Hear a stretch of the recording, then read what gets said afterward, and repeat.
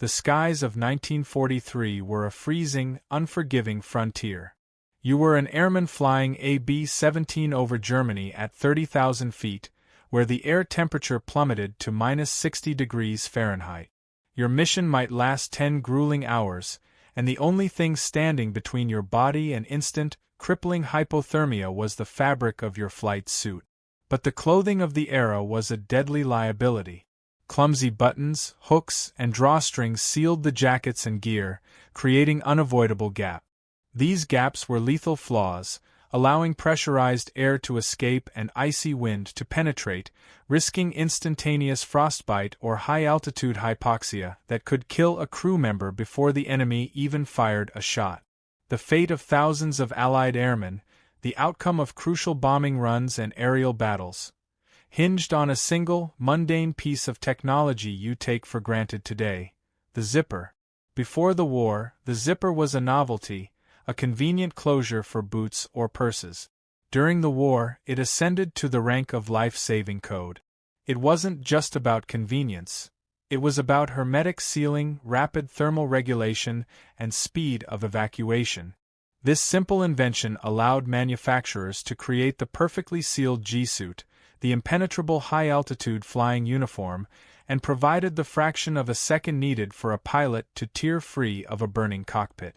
This is the in-depth, 40-part story of the zipper, the quiet, industrial marvel that redefined aviation gear and became one of the most vital, unsung innovations of World War II. If you are fascinated by the forgotten engineering triumphs of the war and the stories of logistical brilliance, please take a moment to subscribe to our channel, give this video a like, and share your thoughts in the comments below. For the U.S. Army Air Forces, the war was won above 20,000 feet. This stratosphere was a realm of profound physical danger.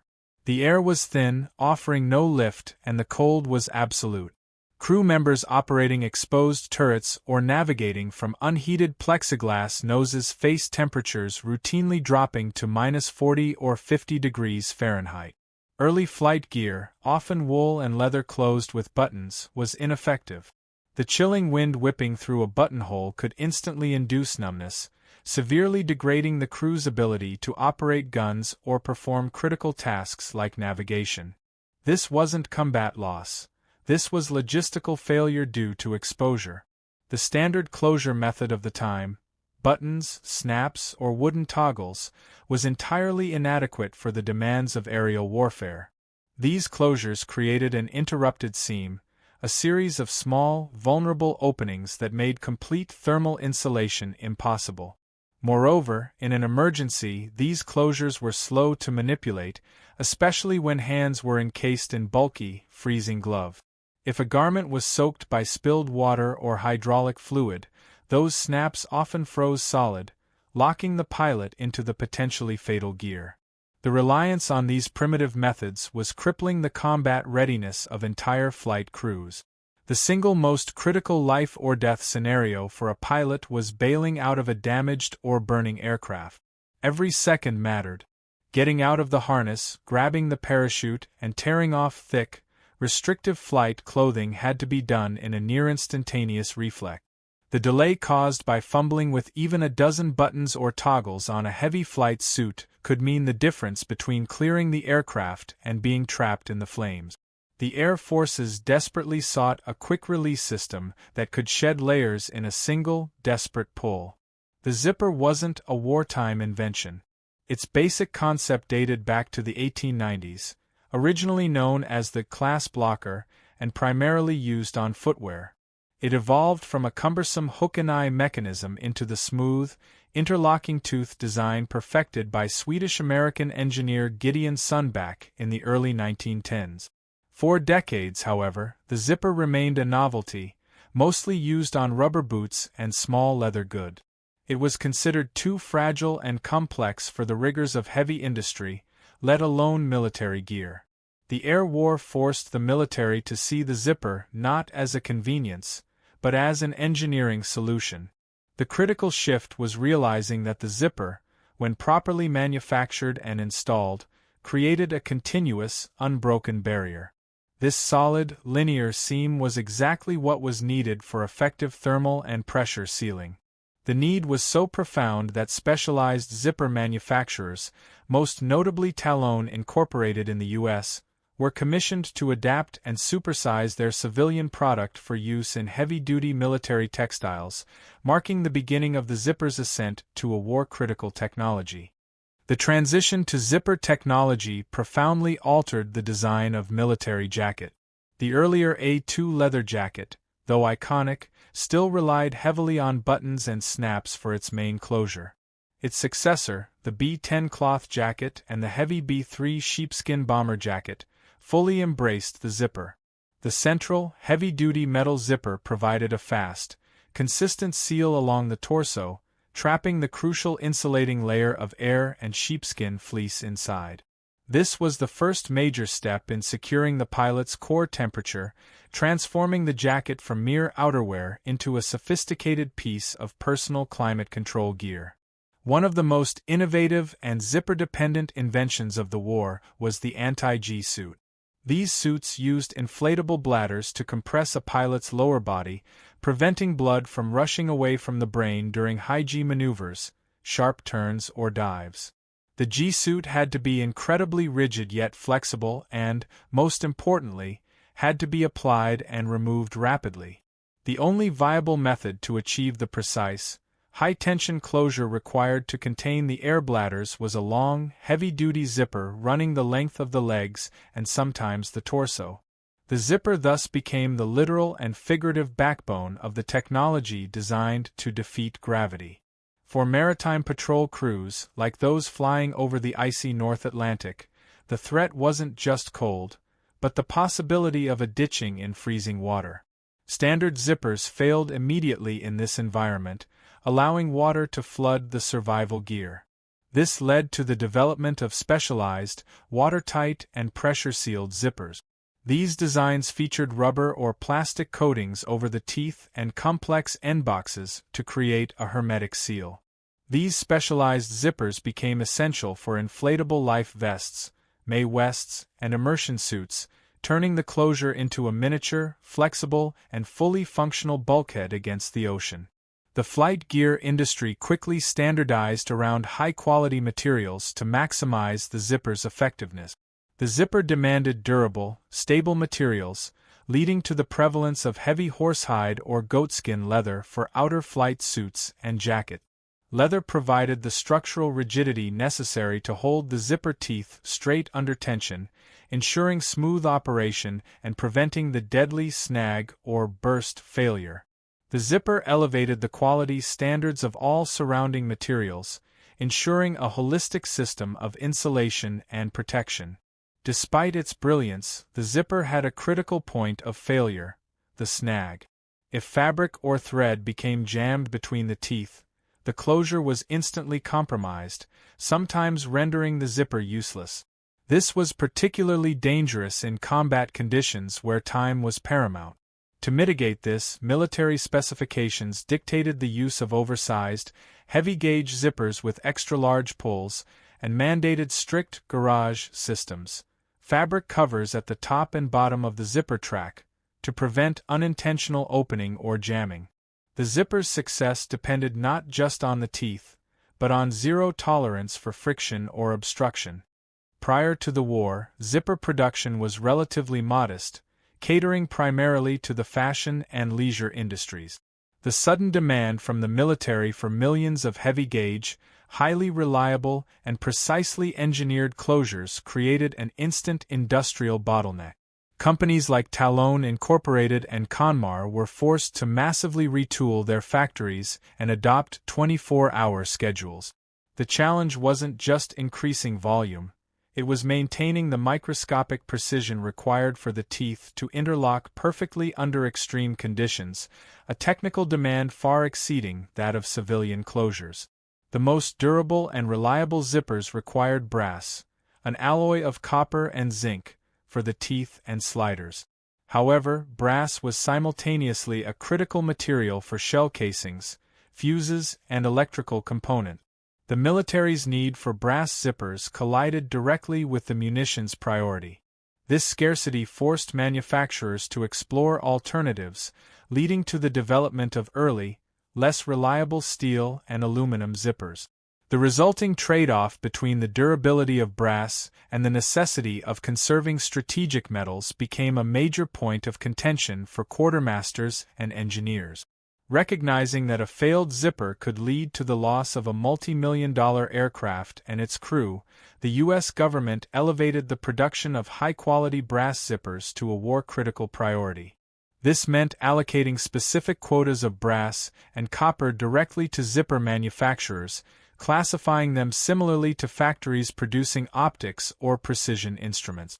This official status marked a definitive moment. The zipper was officially transitioned from a consumer good to a military weapon system component.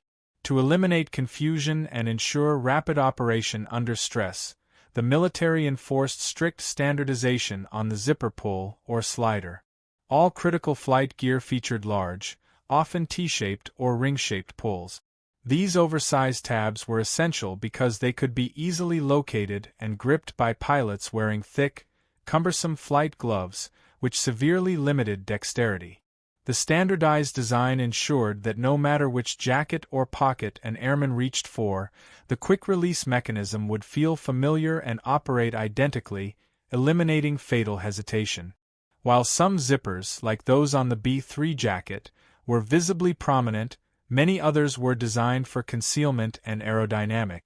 On the sleek, form-fitting G-suits or on specialized anti-exposure gear, the zipper tracks were often covered by an external flap of fabric, known as a storm flap, which snapped or buttoned over the zipper line. This flap served two purposes: reducing aerodynamic drag on the pilot's body in the cockpit and adding a secondary layer of protection against wind, rain, and debris, ensuring the primary zipper seal remained intact and functional. As aircraft pushed to higher and higher altitudes, reaching the absolute limits of human endurance, the full-pressure suit became a necessity. The core technological challenge of these suits was sealing. The entire suit acted as a miniature spacecraft, requiring a 100% airtight closure capable of withstanding the internal pressure necessary to keep the pilot alive. This required specialized zippers, often featuring brass teeth set into thick rubberized tape, that were then chemically vulcanized into the suit material. This innovation was critical for reconnaissance flights, pushing the boundaries of what was survivable. The heavy-duty zippers used on immersion suits and early pressure gear could not rely on stitching alone. To ensure absolute air and water impermeability, the zipper track had to be chemically bonded to the fabric. Manufacturers used specialized rubber cement and vulcanizing processes to essentially melt the zipper tape into the surrounding rubberized suit material. This technique created a closure that was stronger and more reliable than the surrounding fabric itself, transforming the flexible zipper line into a permanent flexible bulkhead. Even the smallest zippers played a massive role. The insulated leather hoods and face masks worn by bomber crews often featured a small, yet crucial, zipper that allowed the oxygen mask to be securely attached or removed. If the oxygen system failed, the crewmen needed to access their emergency bailout bottle quickly. That small zipper had to work instantly, often under freezing, low-light conditions, to allow the pilot to detach the mask and access secondary survival gear. This small application proved that no zipper was insignificant in the system of survival. Every pilot was equipped with a survival kit, whether a compact box carried in the cockpit or a larger kit sewn into the parachute pack.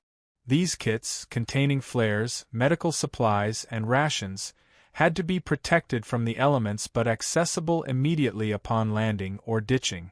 Zippers sealed these vital survival packets, offering quick, contamination-free access. Unlike snaps or drawstrings, the zipper ensured that the contents remained dry and secure until the moment of deployment, making the zipper the final barrier between the airman and the hostile environment.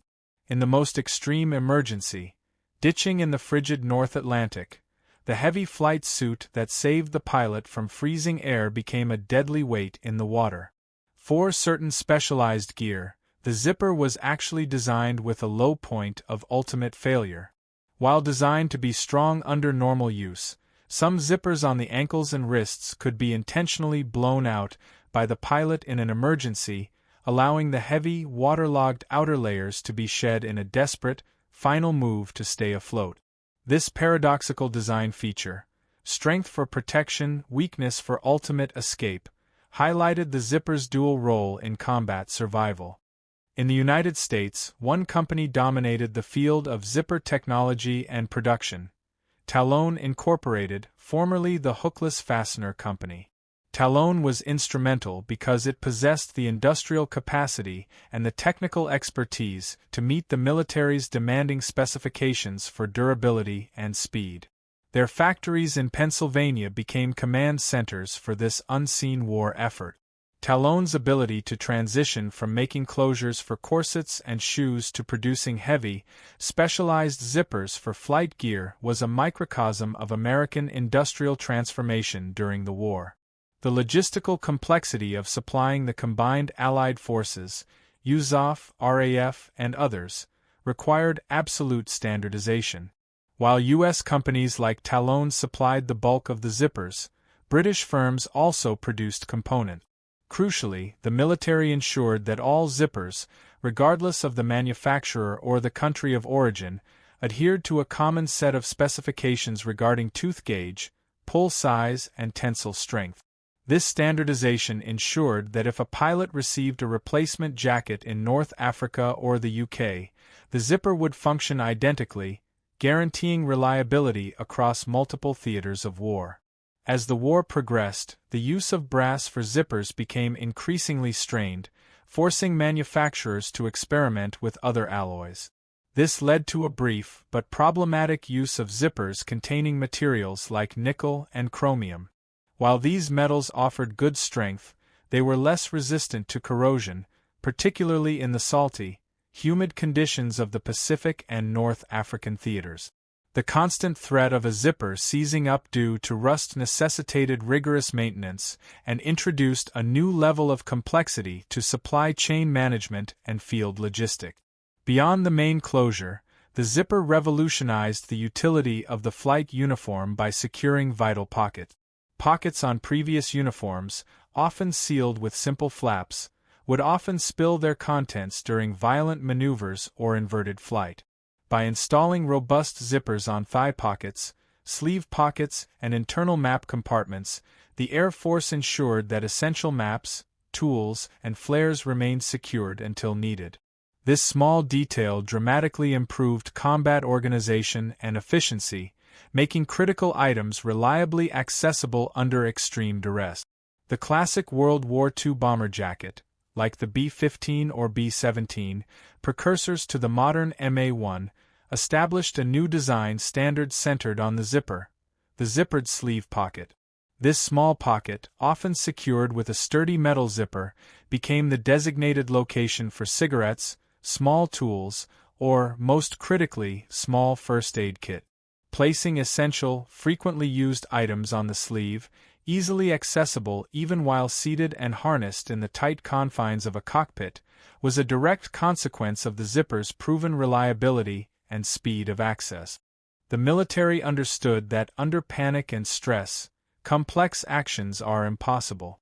Therefore, the use of the zipper became a core component of pilot emergency egress training. Airmen were rigorously trained to locate and pull the oversized zipper tabs with instinctive, muscle memory speed, even blindfolded or while simulating the disorientation of spinning out of control. The zipper's reliability allowed trainers to enforce a critical mantra: one pull, shed the weight, embedding the zipper as the key to rapid survival. The psychological benefit of the reliable zipper was profound.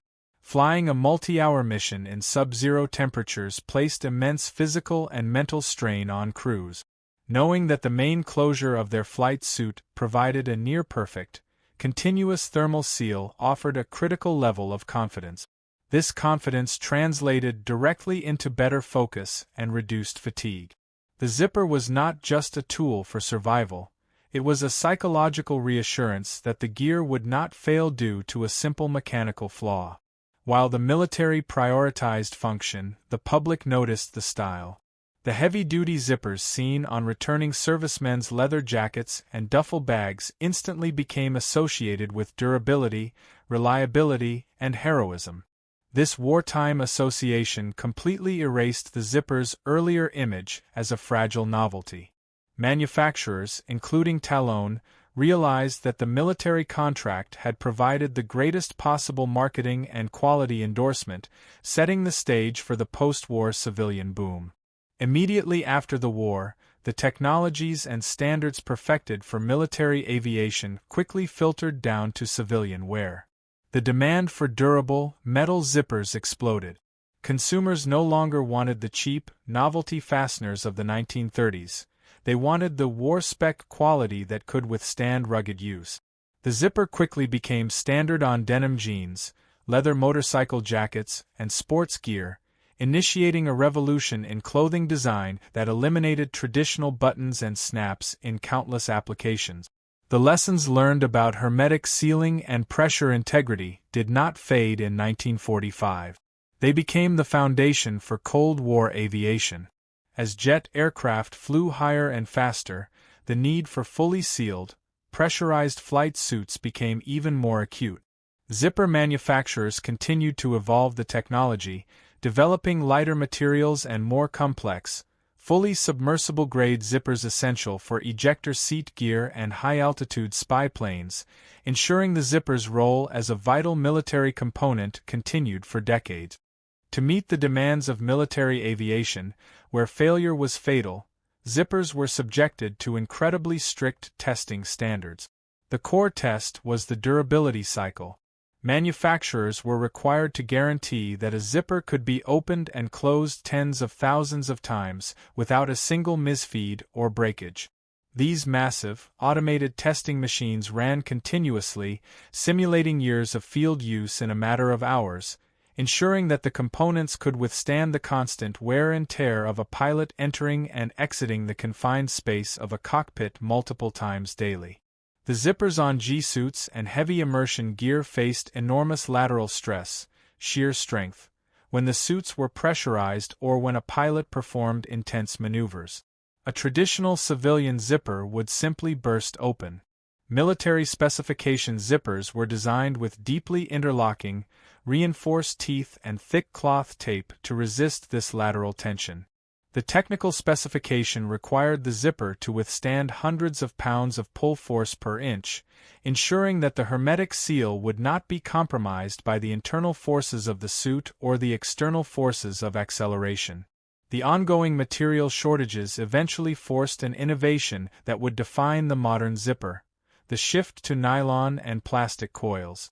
While difficult to perfect during the war, the military began investigating these materials toward the end of the conflict. Nylon offered two distinct advantages. It was resistant to corrosion and rust, a major problem with brass, and it could be manufactured in a continuous coil, eliminating the need for complex individual tooth placement. This push for non-metallic solutions for military use inadvertently laid the groundwork for the lightweight, corrosion-proof zippers we use today. The utility of the zipper quickly extended beyond aviation. While the zipper was too vulnerable to mud and debris for many infantry applications, it revolutionized specialized ground equipment. Medical field tents utilized long, heavy-duty zippers for fast, temporary closures. Arctic military gear used zippers on sleeping bags and parkas for critical thermal sealing. Even large canvas equipment covers and specialized tool pouches used the zipper for rapid access and weather protection. The zipper became the gold standard for any gear requiring fast, reliable, and uniform access. Despite their high quality, zippers sometimes failed. Recognizing the vital role of the zipper, military maintenance manuals began to include detailed instructions for field repair and replacement. Specialized repair kits, containing spare zipper teeth, tape, and sliders, were issued to air bases. The ability for a crew chief or tailor on a remote airfield to quickly replace a faulty zipper often meant the difference between grounding a highly trained airman and sending them back into combat, proving that even in the precision world of aviation, simplicity in repair was key to readiness. The extreme demands of wartime aviation, especially the development of high-altitude pressure suits, served as a direct precursor to space exploration. The sealed zippers perfected for World War II pilots became fundamental to the design of early spacesuits and pressurized environments for astronauts. The lessons learned in maintaining a hermetic seal against freezing temperatures and near-vacuum conditions were directly applied to the Apollo missions and beyond, solidifying the zipper's role not just in winning a war, but in conquering the cosmos. Today, the zipper remains an indispensable component of military and tactical gear. Modern military uniforms, body armor, and specialized equipment still rely on advanced zipper technology. These contemporary versions often feature self-repairing teeth, waterproof coatings, and infrared-resistant materials, pushing the boundaries of durability and stealth. The evolution from heavy brass to lightweight, high-tech plastics continues to demonstrate the zipper's adaptability and its unwavering role in ensuring the safety and efficiency of modern warriors. The zipper's impact extends beyond its physical presence. It established a fundamental design philosophy that simple, mass-produced, and highly reliable components can solve complex, life-threatening problems. It proved that meticulous engineering of a seemingly mundane item can have monumental strategic consequences.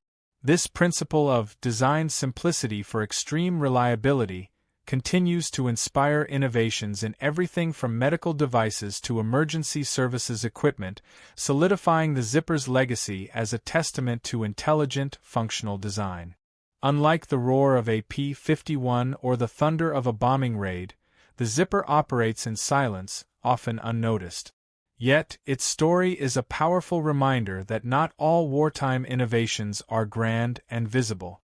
Many are small, everyday items, perfected under immense pressure, that perform critical life-or-death functions.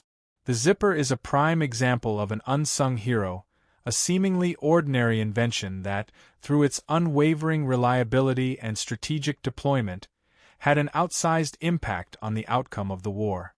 The journey of the zipper, from a fragile novelty to a war-critical technology, is a testament to human ingenuity in the face of extreme adversity. It allowed airmen to fly higher, endure longer, and escape faster. It transformed cumbersome gear into efficient, life-saving systems. The zipper didn't fire a single bullet, but by providing hermetic seals, rapid access, and reliable thermal regulation, it became the silent, metallic code that unlocked survival for thousands of Allied airmen. It didn't just equip them, it empowered them, cementing its place as the life-saving code that helped win the skies of World War II.